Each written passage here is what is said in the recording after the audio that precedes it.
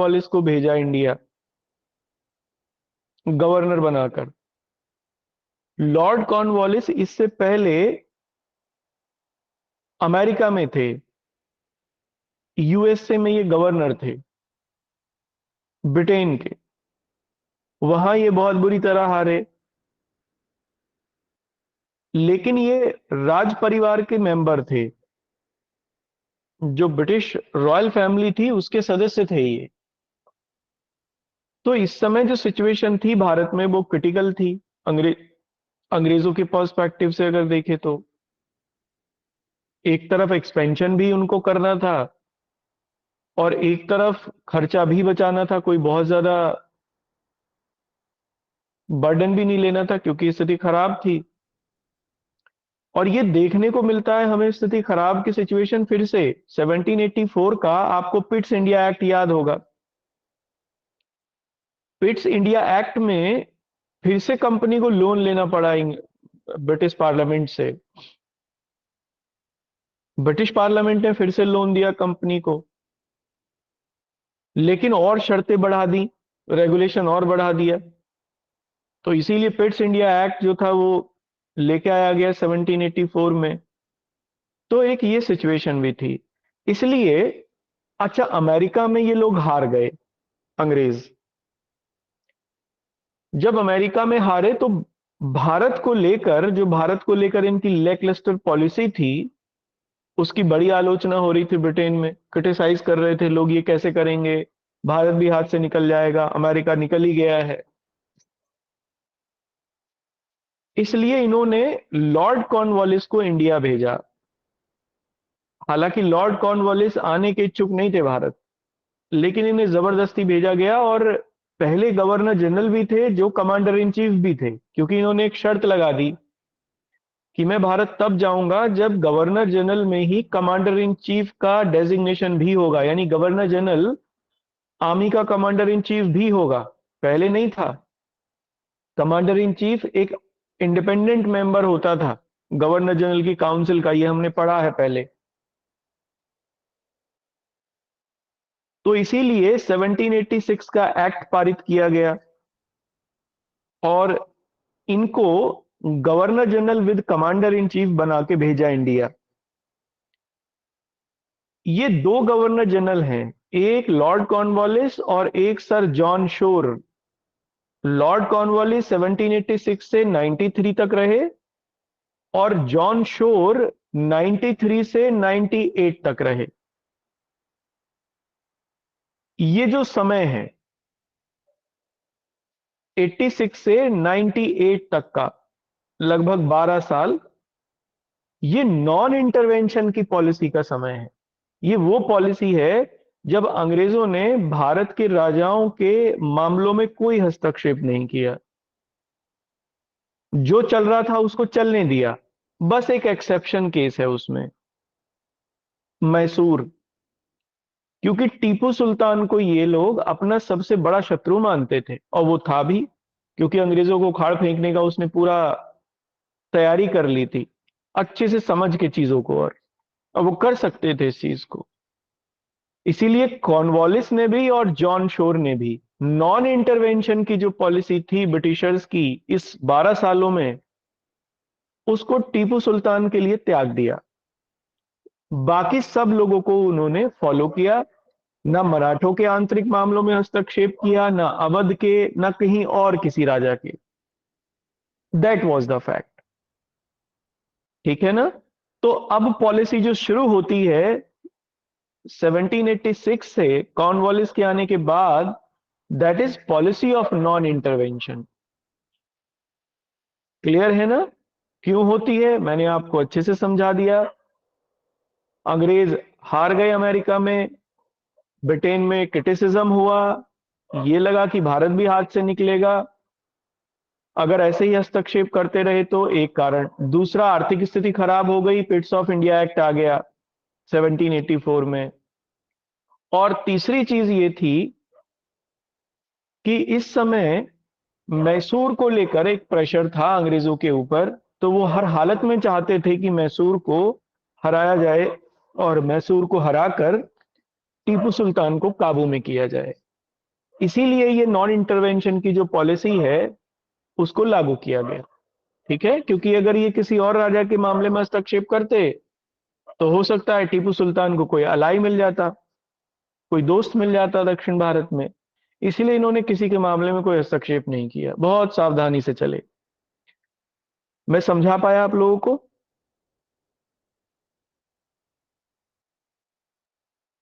Clear है ना ये बात? लिख लें इसे।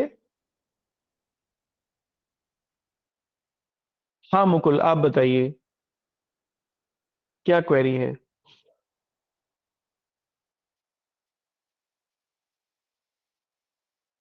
अच्छा, ऐसे ही हो गया होगा। चलिए तो लिखिए, हेडिंग डालिए, policy of non intervention, policy of non intervention under Lord Cornwallis,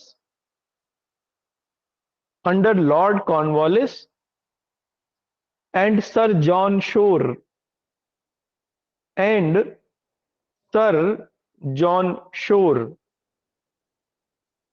ठीक है, हिंदी में लिखिए, लॉर्ड कॉर्नवालिस, लॉर्ड कॉर्नवालिस एवं जॉन शोर के अंतर्गत, एवं जॉन शोर के अंतर्गत अहस्तक्षेप की नीति, अहस्तक्षेप की नीति। ठीक है ना, ये हेडिंग है। तो लिखिए इसमें, Britishers were defeated, Britishers were defeated in American war of independence, in American war of independence, अमेरिकी स्वतंत्रता संग्राम में, अमेरिकी स्वतंत्रता संग्राम में अंग्रेजों को हरा दिया गया। So there was a lot of criticism, so there was a lot of criticism in England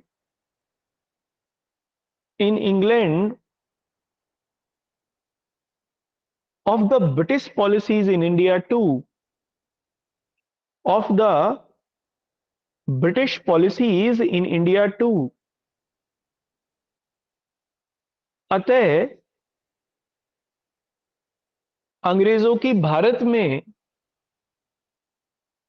अतः अंग्रेजों की भारत में नीतियों की भी, नीतियों की भी इंग्लैंड में भारी आलोचना थी, भारी आलोचना थी।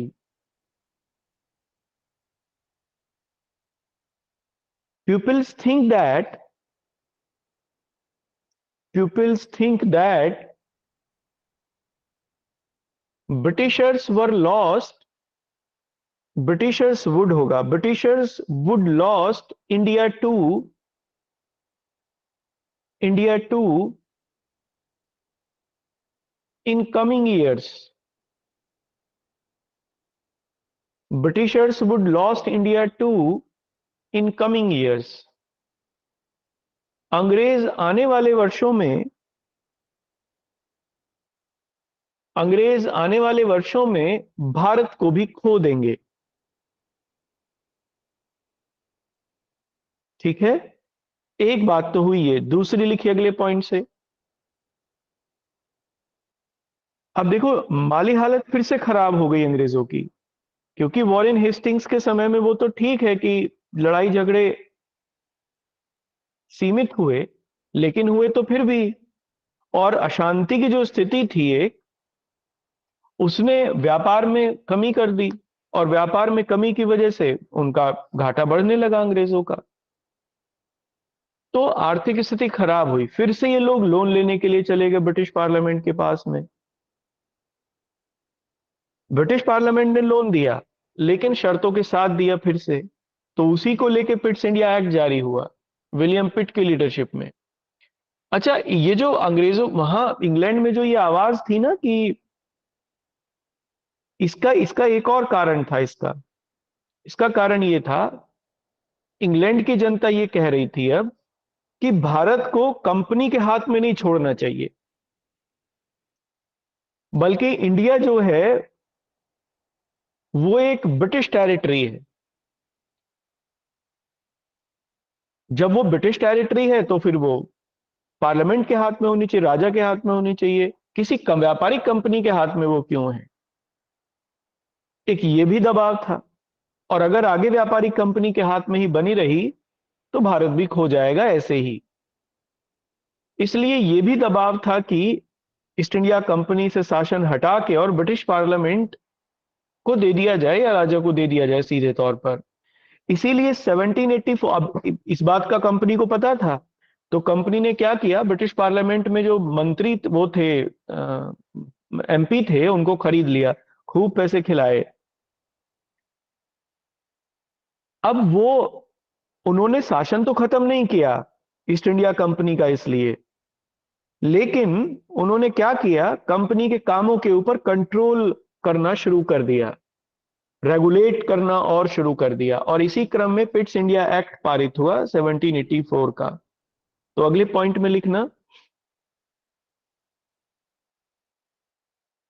देयर वॉज डिमांड इन, या ऐसा लिखना, रुको रुको, इसमें ऐसा लिखना, the financial condition of company,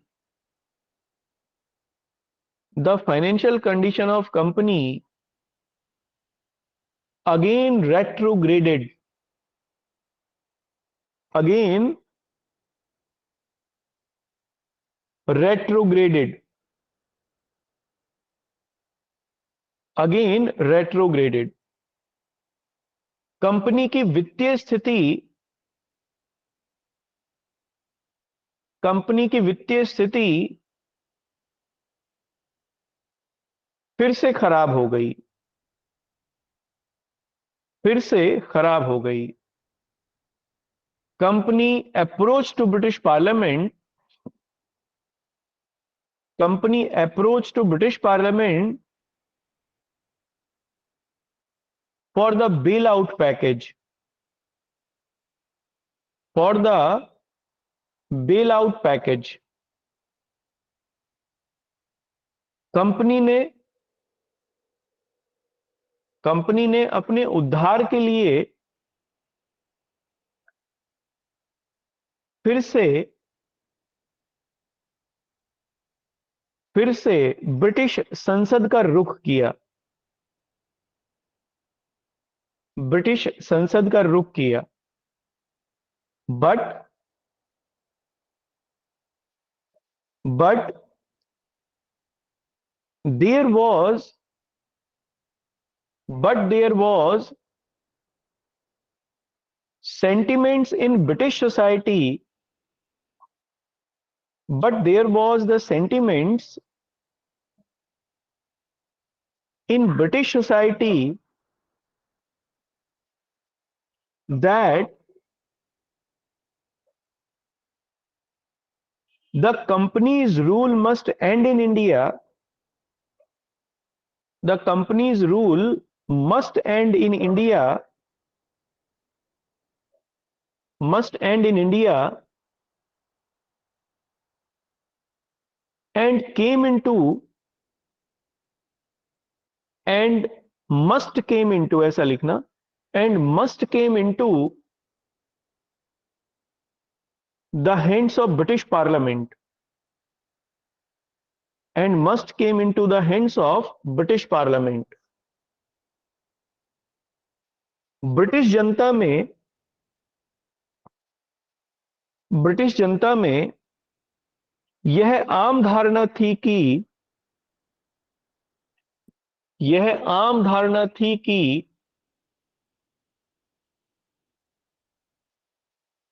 Bharat में कंपनी का शासन समाप्त किया जाए, भारत में कंपनी का शासन समाप्त किया जाए, तथा यह प्रत्यक्ष तौर पर तथा यह प्रत्यक्ष तौर पर ब्रिटिश संसद के अंतर्गत हो। इन the above situation in the above situation पिट्स India act of 1784 Pitt's India Act of 1784 was passed।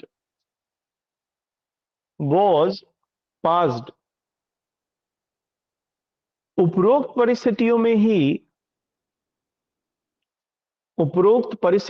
ही 1784 का 1784 का पिट इंडिया अधिनियम 1784 का पिट इंडिया अधिनियम पारित किया गया। ठीक है ना। अब इससे पैसे तो उन्होंने दे दिए ब्रिटिश पार्लियामेंट ने कंपनी को फिर से, लेकिन रेगुलेशन और बढ़ा दिया। जैसे क्या किया पिट्स इंडिया एक्ट में, आप लोगों को याद भी होगा, कंपनी के जो कॉमर्शियल और पॉलिटिकल मैटर्स थे उन्हें दो भागों में बांट दिया। जो पॉलिटिकल मैटर्स थे, क्योंकि यही मांग थी कि ब्रिटिश पार्लियामेंट उन्हें कंट्रोल करे, तो पॉलिटिकल मैटर्स को कंपनी के कंट्रोल करने के लिए इंग्लैंड में बोर्ड ऑफ कंट्रोल बनाया गया एक, हमने पढ़ा है ये पहले। और बोर्ड ऑफ कंट्रोल जो था वो ब्रिटिश पार्लियामेंट के लिए रिस्पॉन्सिबल था। ये वहां पर एक सिचुएशन बनी। कॉमर्शियल जो फंक्शन थे कंपनी के, वो अभी कंपनी के हाथ में ही छोड़े गए। That was पिट्स India act. तो इससे क्या हुआ कि रेगुलेशन बढ़ गया कंपनी के ऊपर। तो लिखिए, by Pitt's India act by Pitt's India act the regulation on companies political matter the regulation on companies political matters came into came into the control of came into the control of British parliament. इस अधिनियम के माध्यम से इस अधिनियम के माध्यम से कंपनी के राजनीतिक कार्य कंपनी के राजनीतिक कार्य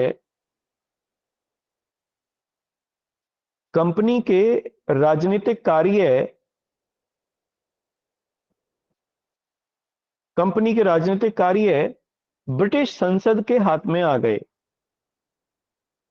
ब्रिटिश संसद के हाथ में आ गए। ठीक है। और इसमें कंटिन्यूएशन में लिखना, देखो पिट्स इंडिया एक्ट ने इसलिए कंपनी को यह हिदायत दी कि आप जो पॉलिसी है कॉन्क्वेस्ट की, यानी भारत को जीतने की, उसको अभी बंद कर दोगे, क्योंकि माली हालत अच्छी नहीं है, पॉलिटिकल सिचुएशन भी अच्छी नहीं है, इसलिए पॉलिसी ऑफ कॉन्क्वेस्ट छोड़ दी गई। पिट्स इंडिया एक्ट ने ही ये बात रखी भी उसमें। तो लिखिए इसमें,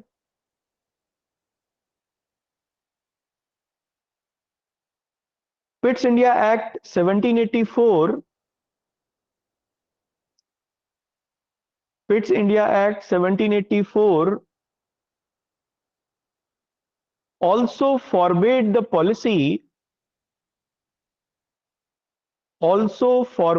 policy of conquest।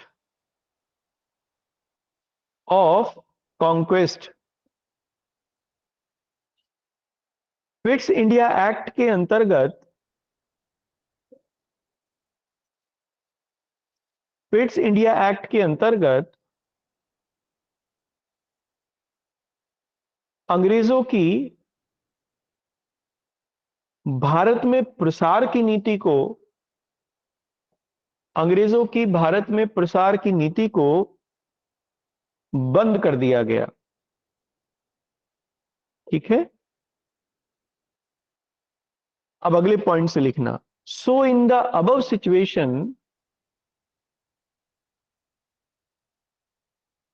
So in the above situation,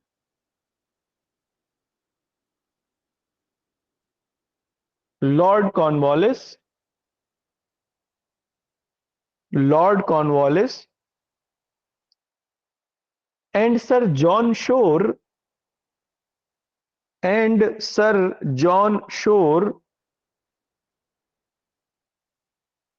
follow the policy of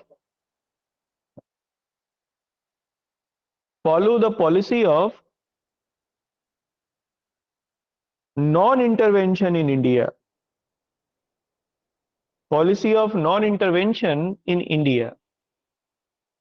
अतः उपरोक्त कारणों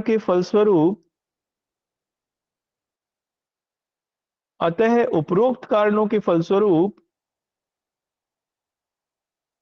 लॉर्ड कॉर्नवालिस एवं सर जॉन शोर के समय में लॉर्ड कॉर्नवालिस एवं सर जॉन शोर के समय में अहस्तक्षेप की नीति का पालन किया गया। अहस्तक्षेप की नीति का पालन किया गया। ठीक है, अब अगले पॉइंट से लिखना। लेकिन ये जो नीति है ये मैसूर को लेकर छोड़ दी गई। मैसूर इसमें एक एक्सेप्शन रखा गया, तो लिखिए but Cornwallis made an exception but Cornwallis made an exception in the case of Mysore. In the case of Mysore, परंतु कॉर्नवालिस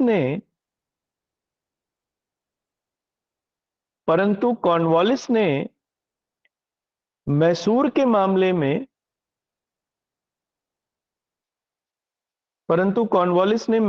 मामले में इसे अपवाद स्वरूप लिया। ठीक है, बिकॉज ही कंसीडर्ड टीपू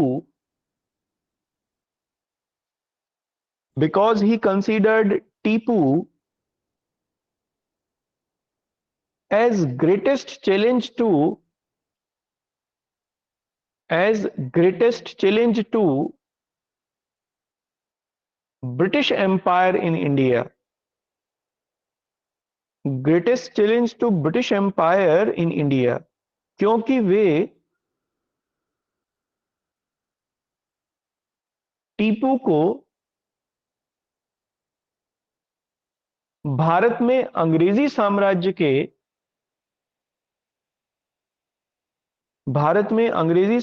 के लिए सबसे कड़ी चुनौती मानते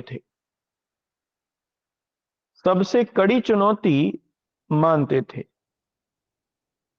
ठीक है ना, अब इसमें आप अगले पॉइंट से लिखना। ये यहां तक समझ में आया? बताओ, इसमें कोई ऐसी बात थी जो समझ में ना आई हो तो पूछो जल्दी।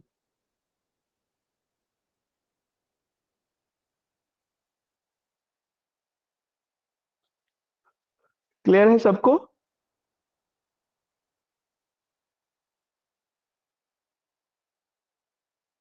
चलो नेक्स्ट लिखो अगले पॉइंट से।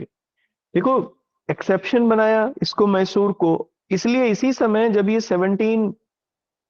अब ये आए 1786 में और 1790 में थर्ड एंग्लो मैसूर वॉर शुरू हो गया। कॉर्नवालिस ने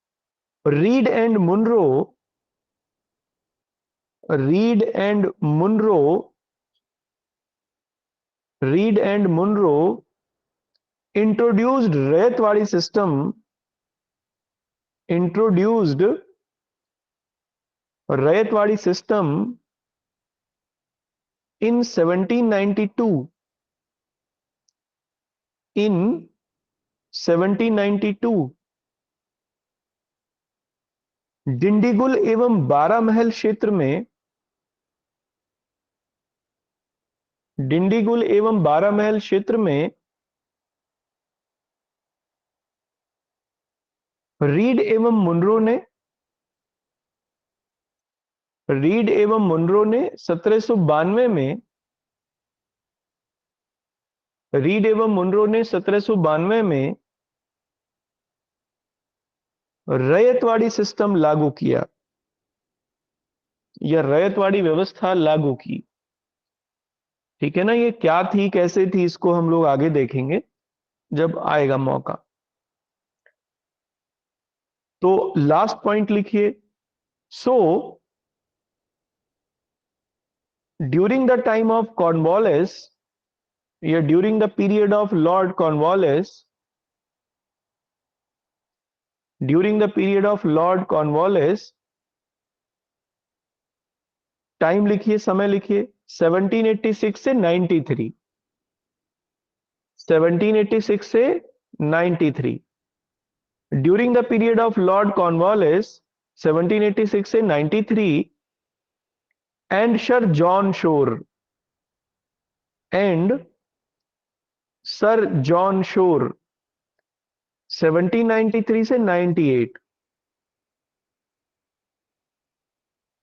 1793 से 98 British consolidated, British consolidated their position in India, British consolidated their position in India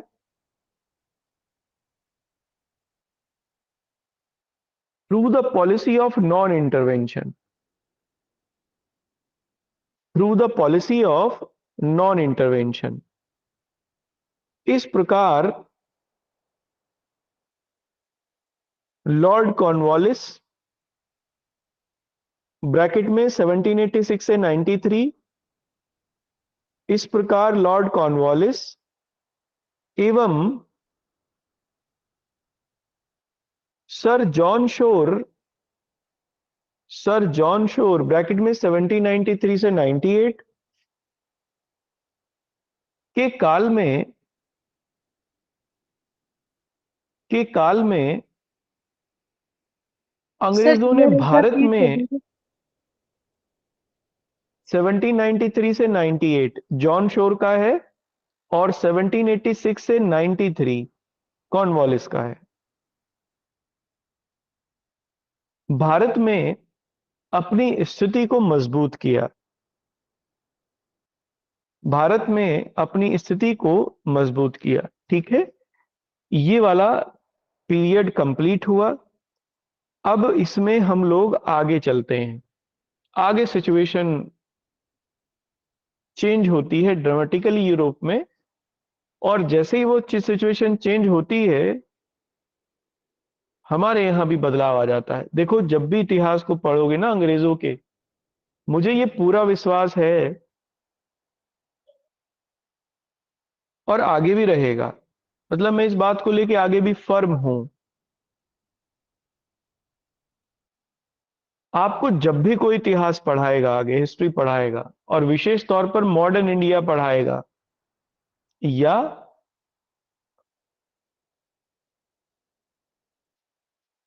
वैसे भी एंशियंट और मेडिवल में भी, मतलब दोनों में, लेकिन वहां पर लिमिटेडली, मॉडर्न में स्पेशली, वो कभी भी यूरोप में होने वाले चेंजेस का जिक्र नहीं करेंगे, नहीं वो आपको बताएंगे ये। और इसका मुझे, मैं टीचर्स के बारे में बात कर रहा हूं, मैं एजुकेटर्स के बारे में बात नहीं कर रहा, मैं उन लोगों के बारे में बात नहीं कर रहा जो कक्षाएं लेते हैं, मैं कर रहा हूं स्कूल कॉलेजेस में।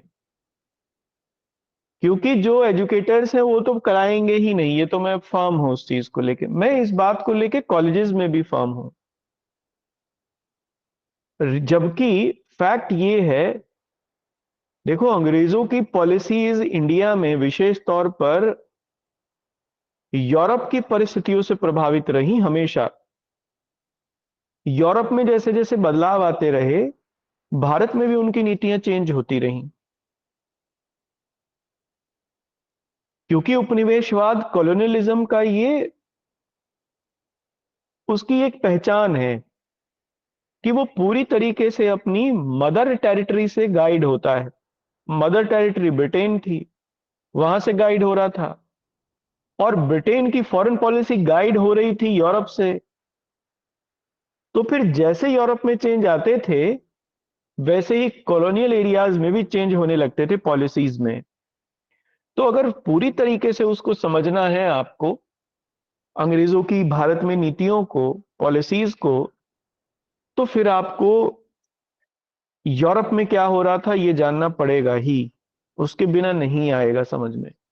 आएगा भी तो आधा अधूरा, कोई मतलब नहीं निकलेगा उसका। फिलहाल नेक्स्ट हेडिंग लिखिए, इसमें क्या चेंज आया मैं ये बताता हूं। हेडिंग डालिए, expansion under Lord Wellesley. Expansion under Lord Wellesley. Lord Wellesley के कार्य, लॉर्ड वेलेस्ली के काल में, लॉर्ड वेलेस्ली के काल में भारत में प्रसार, ठीक है। ये जॉन शोर के बाद में आए, तो 1798 से लेके और 1805 तक ये रहे।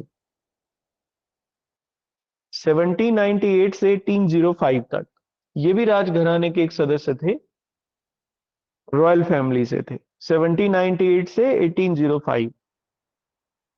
देखो क्या चेंज आया इंग्लैंड, यूरोप में। 1786 में फ्रेंच रिवॉल्यूशन हो गई थी, और फ्रांस में राजशाही को समाप्त करके रिपब्लिक बन गया फ्रांस। पहला बड़ा बदलाव। पहली बार ऐसा हुआ कि जहां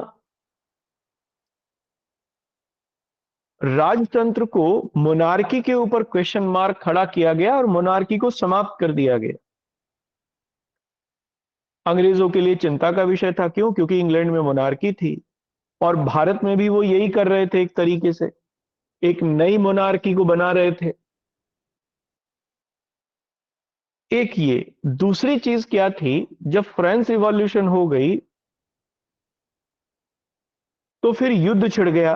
बहुत सारे देश फ्रांस के खिलाफ हो गए लड़ाई में, जो मोनार्की को सपोर्ट करते थे।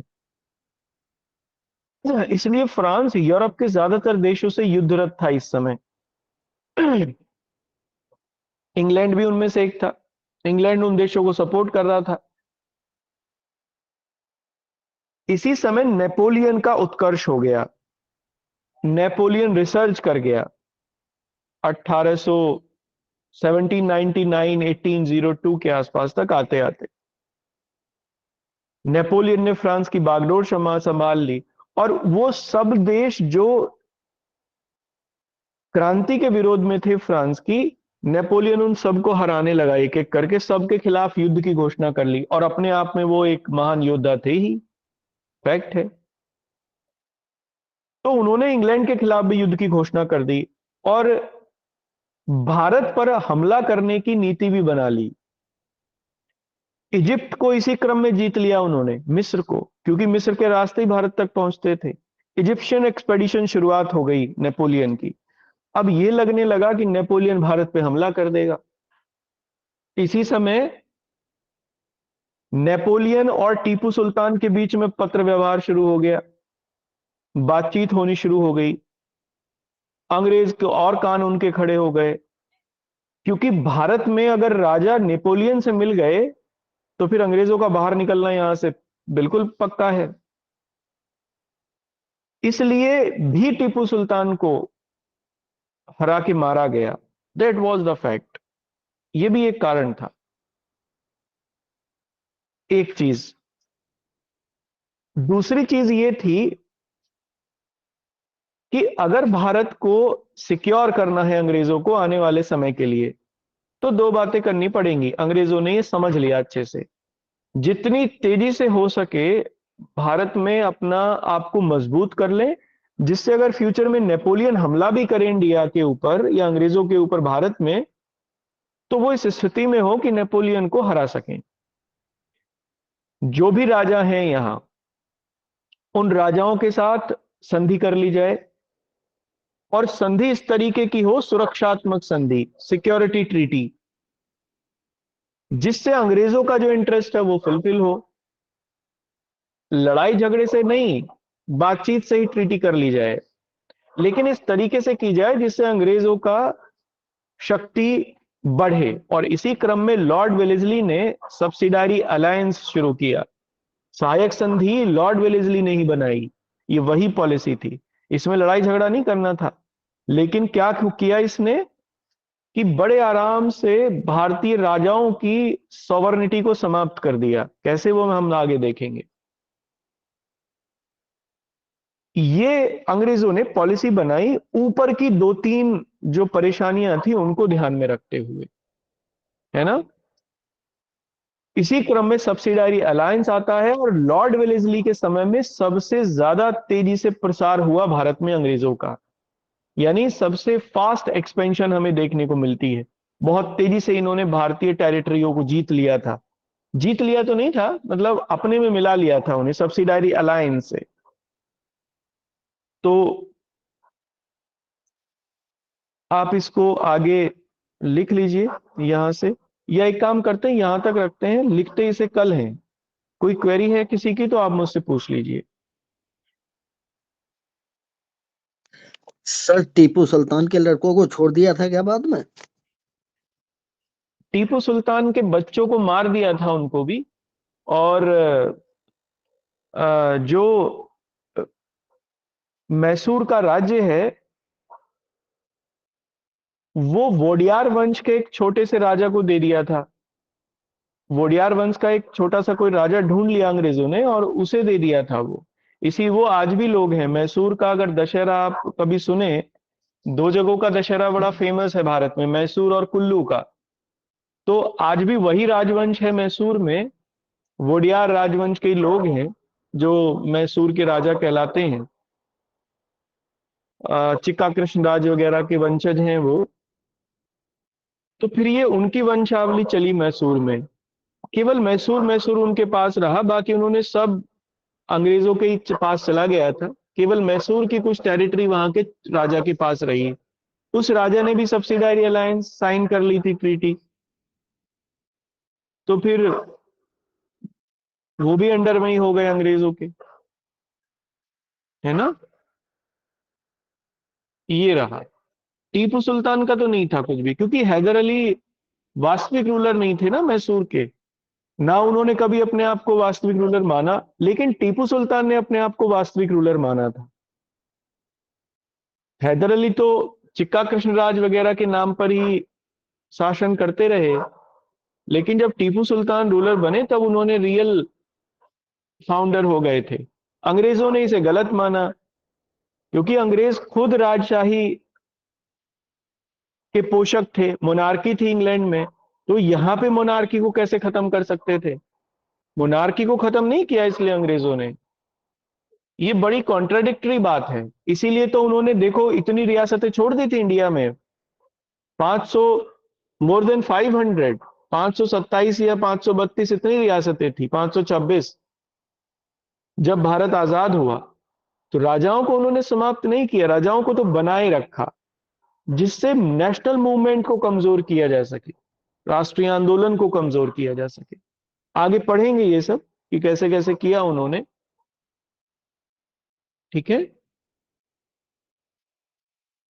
और कोई क्वेरी है किसी की, पूछ लीजिए। चलिए फिर कल मिलते हैं। Okay, thank you.